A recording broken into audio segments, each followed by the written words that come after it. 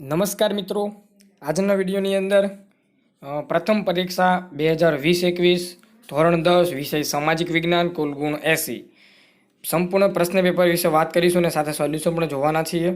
મિત્રો, વિડીયોની શરૂઆત કરતાં પહેલાં જો તમે ચેનલમાં નવા હો તો ચેનલને સબસ્ક્રાઇબ કરીને બાજુમાં આપેલા બેલ આઇકન ઉપર ક્લિક કરી દેજો, જેને કારણે જ્યારે પણ ચેનલમાં કોઈ નવો વિડીયો અપલોડ થાય એની માહિતી તમને સૌથી પહેલાં અને સૌથી ઝડપથી મળતી રહે. મિત્રો, પેપરની સંપૂર્ણ પીડીએફ ફાઇલ તમને વિડીયોના ડિસ્ક્રિપ્શનમાં આપેલી લિંક ઉપરથી યુથ એજ્યુકેશન એપ્લિકેશન ડાઉનલોડ કરશો એટલે તમને મળી જશે. બરાબર. વાત કરીએ વિભાગીય તમને આપ્યો છે. નીચે આપેલા પ્રશ્નોના માગ્યા મુજબ ઉત્તર આપો, દરેકનો એક ગુણ છે. બરાબર. ચાલો, તો પહેલો પ્રશ્ન તરણેતરનો મેળો તો કે મિત્રો ખબર છે સુરેન્દ્રનગરમાં ભરાય છે. બરાબર. ત્યાર પછી સોમદેવ તેને લખેલું છે કથા સરિત સાગર કોણાર્કનું સૂર્ય મંદિર તો કાળા પેગોડા નામે ઓળખાય છે, કાળી જમીન રેગુનના નામે, અને ભારતીય મૂળના અર્થશાસ્ત્રી તો આવું છે અમર્ત્ય સેન. બરાબર. ચાલો, ત્યાર પછી નીચેના વિધાનો ખરા છે કે ખોટા તે જણાવો. પેલું છે કથકલી એ કેરળ રાજ્યનું પ્રચલિત નૃત્ય છે. બીજો સવાલ છે વારાણસી યાત્રાધામ તરીકે પ્રસિદ્ધ છે. ગુજરાત ઘઉંનો કોઠાર કહેવાય છે. પછી બેંગલુરુ શહેર રસાયણ ઉદ્યોગની રાજધાની ગણાય છે. ગરીબી એ ગુણાત્મક ખ્યાલ છે. તો આ રીતના તમને 5 પ્રશ્ન આપેલા છે. નીચે તમે જશો એટલે સંક્ષિપ્તના ઉત્તર આપવાના છે. ભારતમાં સૌથી પ્રાચીન નિવાસી કોણ છે? ભારતના 2 મુખ્ય મહાકાવ્યો કયા છે? તો કે રામાયણ અને મહાભારત. કુદરતી સંસાધનો કેવા છે? પછી ગ્રાહક આંદોલનના જન્મદાતા કોને કહેવામાં આવે છે? નેક્સ્ટ લઈશું મિત્રો ખાલી જગ્યા પૂરો તો કે ખાલી જગ્યા એક રાજધાની અને આંતરરાષ્ટ્રીય બંદર હતું. બરાબર.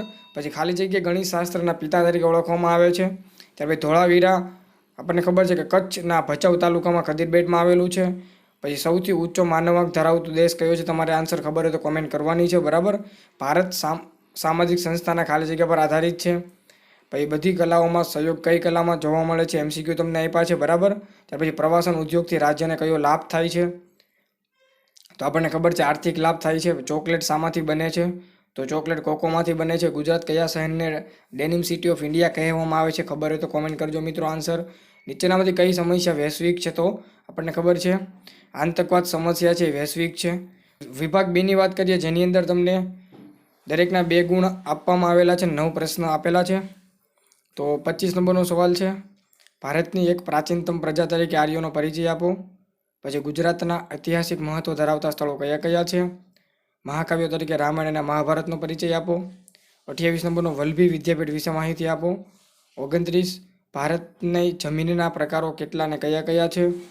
જંગલ વિનાશની 4-5 અસરો જણાવો. પછી રાષ્ટ્રીય ઉદ્યાન એટલે શું? બહુવિધ યોજનાઓ હેતુઓ જણાવો. બરાબર.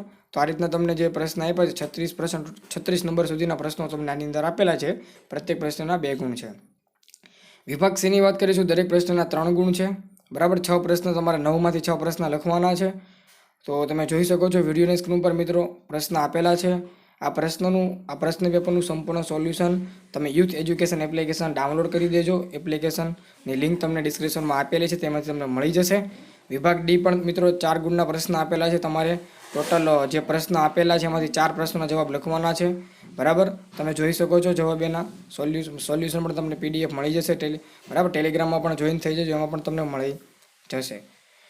તો આ રીતનું મિત્રો ધોરણ 10નું જે સામાજિક વિજ્ઞાનનું જે વાર્ષિક પ્રથમ પરીક્ષાનું જે પ્રશ્ન પેપર હતું એના વિશેની વાત. આઈ હોપ તમને વિડીયો ગમ્યો હશે. ગમ્યો હોય તો અવશ્ય વિડીયો લાઇક કરો, શેર કરો, ચેનલને સબસ્ક્રાઇબ કરો. તમારા આજુબાજુ ધોરણ 10ના વિદ્યાર્થીને વિડીયોની લિંક શેર કરો. મળીશું નવા વિડીયોમાં નવા પેપરમાં. ત્યાં સુધી ગુડ બાય. Thank you.